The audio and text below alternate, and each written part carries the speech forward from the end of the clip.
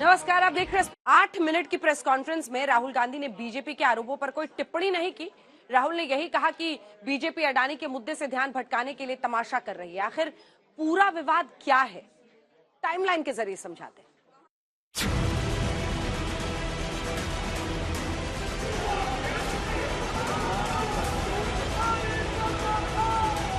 राहुल के लंदन दौरे से उठे सियासी बवंडर की हिस्ट्री के बारे में आपको बताते हैं। बीते दिनों राहुल गांधी लंदन गए थे। लंदन यात्रा के दौरान राहुल गांधी अलग अलग मंचों पर अपनी बात रख रहे थे। लंदन की कैम्ब्रिज यूनिवर्सिटी में लेक्चर के दौरान भारत के लोकतंत्र को खतरे में बताया था। लंदन में ही इंडियन जर्नलिस्ट एसोसिएशन के कार्यक्रम में राहुल ने कहा था कि लोकतंत्र की दुहाई देने वाले दुनिया के बड़े देश भारत के हालात पर चुप बैठे हैं। लंदन में ही प्रवासी भारतीय से संवाद के दौरान राहुल गांधी ने कहा था, देश में बोलने की आजादी नहीं है। तो वहीं राहुल ने ब्रिटिश पार्लियामेंट में आरएसएस और बीजेपी पर संवैधानिक संस्थानों में घुसपैठ करने का आरोप लगाया था। जबकि लंदन के थिंक टैंक चैथम हाउस से राहुल ने आरएसएस को कट्टरपंथी और फांसीवादी संगठन बताया। मैं एमपी हूं, तो मेरी पहली रिस्पॉन्सिबिलिटी पार्लियामेंट में जवाब देने की है, और मैं चाहता हूं कि पार्लियामेंट में जवाब देने के बाद मैं आपके साथ डिटेल में डिस्कशन करूं। मगर उससे पहले मैं डिटेल में आपके साथ नहीं जाना चाहता हूं, क्योंकि वो एज एन एमपी वो हमारा प्लेटफॉर्म है। आज उन्होंने प्रेस में ऐसी कोई बात नहीं की कि उन्हें खेद है जो उनके द्वारा कहा गया। बीजेपी का स्पष्ट आरोप है, राहुल गांधी को माफी मांगना चाहिए, और हम राहुल गांधी की माफीनामा के लिए देश भर में कैंपेन करते रहेंगे। लंदन में राहुल के बयानों को लेकर देश की संसद में हंगामा मचा हुआ है। बीजेपी की मांग है राहुल गांधी माफी मांगे, लेकिन कांग्रेस ने साफ कर दिया है कि माफी का कोई सवाल नहीं। भारत के खिलाफ अगर कोई बोलेगा तो हम लोग चुप नहीं रहेंगे। इसलिए ये बहुत क्लियर होना चाहिए कि राहुल गांधी देश के सामने में और लोकसभा में आकर के माफी मांगना ही होगा, वरना हम लोग उसको तवज्जो नहीं देंगे। लेकिन जो भारत विरोधी ताकतें हैं और लंदन के लोग तो सोचते हैं कि राहुल गांधी जो बोल रहे हैं सही है। रोज उठ के रूलिंग पार्टी के लोग ही गड़बड़ करते हैं। अभी अपोजिशन के उठते नहीं बोलने के लिए, लेकिन सरकार के लोग पहले ही उठते हंगामा, माफी मांगो माफी मांगो। ये क्या है? क्या इंस्टिगेट, खुद इंस्टिगेट कर रही सरकार और दूसरों को डेमोक्रेसी बात सुनाती है।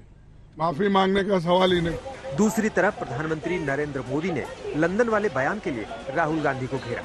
कुछ लोग भारत के लोकतंत्र को लगातार कटघरे में खड़ा कर रहे हैं। ऐसे लोग भगवान बसवेश्वर का अपमान कर रहे हैं। ऐसे लोग कर्नाटका के लोगों का, भारत की महान परंपरा का, भारत के 130 करोड़ जागरूक नागरिकों का अपमान कर रहे हैं। साफ है, राहुल के बयान पर जबरदस्त जुबानी जंग जारी है। अब खुद राहुल गांधी ने मोर्चा संभाल लिया है। अपने सियासी दाव से गेंद मोदी सरकार के पाले में डाल दी है। मुझे लगता है कि वो मुझे पार्लियामेंट हाउस में नहीं बोलने देंगे, क्योंकि जो मेन सवाल है वो अभी भी टेबल पे है। अदानी जी और प्रधानमंत्री का रिश्ता क्या है? जो डिफेंस कॉन्ट्रैक्ट्स अदानी जी को दिए जा रहे हैं वो क्यों दिए जा रहे हैं? जो श्रीलंका में, बांग्लादेश में बात हुई है वो क्यों हुई, किसने की? अब सबकी नजरें लोकसभा स्पीकर पर टिक गई हैं। यानी राहुल गांधी को अपने ऊपर लगे आरोपों का जवाब देने का मौका मिलेगा। अगर मिलेगा तो कब? आज तक ब्यूरो। आपने विदेश में राहुल गांधी के बयान पर सियासी बवंडर देखा। अब आपको दिखाते हैं कि कैसे संसद में अडानी पर सबसे तगड़ा संग्राम छिड़ा हुआ है। जब संसद चलनी चाहिए, विपक्ष संसद के बाहर और सड़क पर दिख रहा है, और एक ही नाम चिल्ला रहा है, अडानी। जहां कांग्रेस और विपक्ष अडानी के मुद्दे पर जेपीसी की मांग को लेकर अड़े हुए हैं, संसद के बाहर मानव श्रृंखला बनाकर मोदी के खिलाफ एकजुटता दिखा रहे हैं। कांग्रेस तो सड़कों पर उतर आई है, जमकर बवाल काट रही है। देखिए द ग्रेट इंडियन पॉलिटिकल ड्रामे का एक और हिस्सा।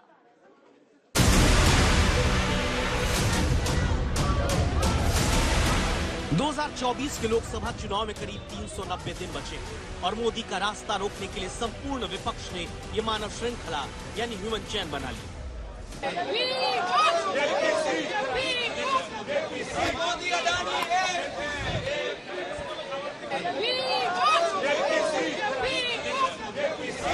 2024 में नरेंद्र मोदी को कैसे और किन मुद्दों पर घेरना है, विपक्ष की लाइन क्लियर है।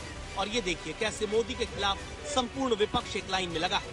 सबका टारगेट एक ही है, अदानी, सिर्फ और सिर्फ अदानी पर नरेंद्र मोदी को घेरना।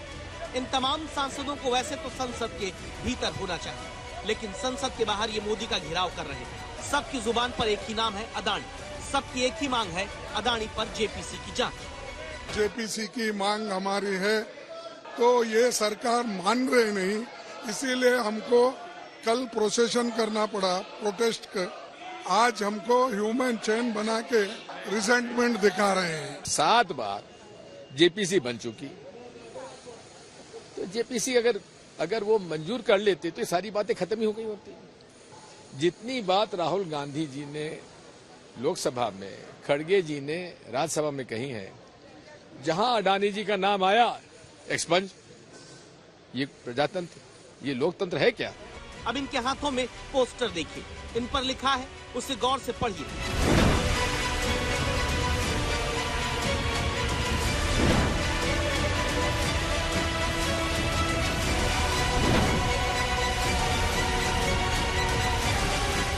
हम जेपीसी की मांग कर रहे हैं। हम चाहते हैं अडानी घोटाला जो हुआ है उसकी जांच हो।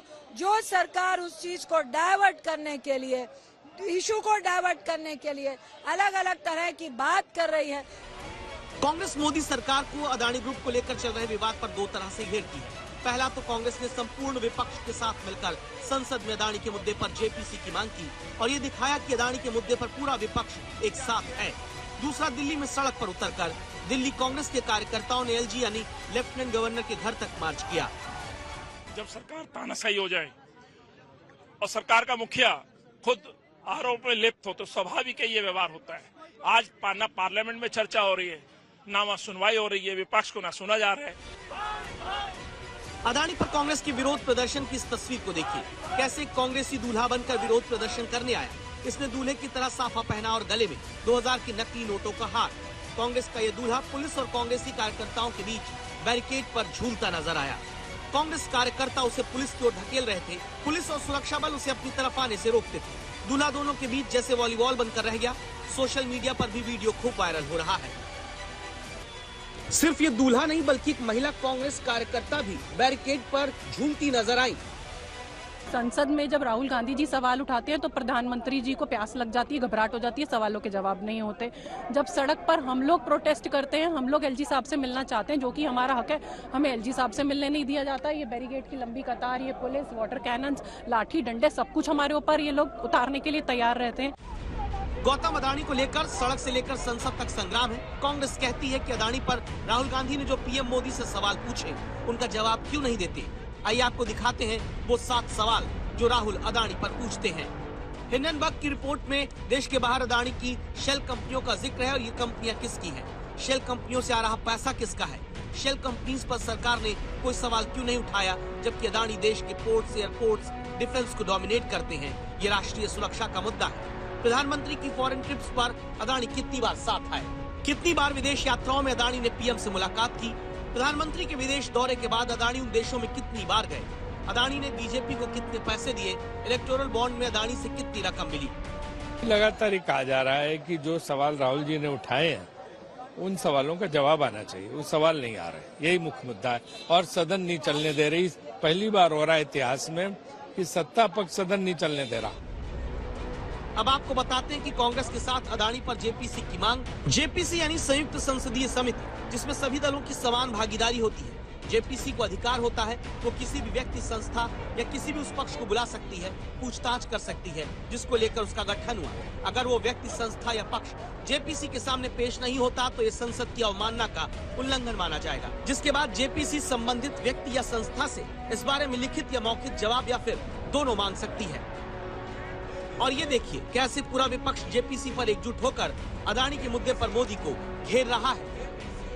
अडानी इंडस्ट्रीज के बारे में हिंडनबर्ग की जो रिपोर्ट आई, उस रिपोर्ट के बाद में खुद अडानी ने यह कहा कि ये हिंदुस्तान पर हमला है।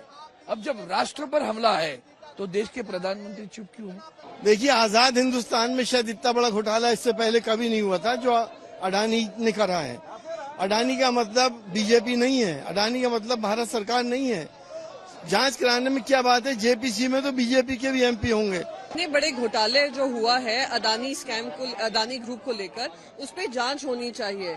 आपने पब्लिक मनी जो एसबीआई है, एलआईसी का है, आपने उसमें निवेश किया है और आप किसी तरीके से उसमें चर्चा नहीं होने दे रहे हैं। मोदी जी ने तय कर लिया है कि अडानी की चर्चा ना हो, इस बहाने से किसी न किसी और मुद्दे पर चर्चा हो। लेकिन जिस तरह से कांग्रेस और विपक्ष अडानी पर एकजुट है, पीएम मोदी भी कह चुके हैं कि वो सब पर अकेले ही भारी है। देश देख रहा है एक अकेला कितनों को भारी पड़ रहा है। जन के फर्ज से आवाज की जवाब दे रहा है। देश के लिए जीता हूँ, देश के लिए कुछ करने के लिए निकला हुआ हूँ। अडानी को लेकर संसद में संग्राम बजट सत्र के पहले हिस्से से शुरू हुआ और अब बजट सत्र के दूसरे हिस्से तक एक ही शोर है, अडानी अडानी। मौसमी सिंह के साथ अमित भारद्वाज, दिल्ली आज तक।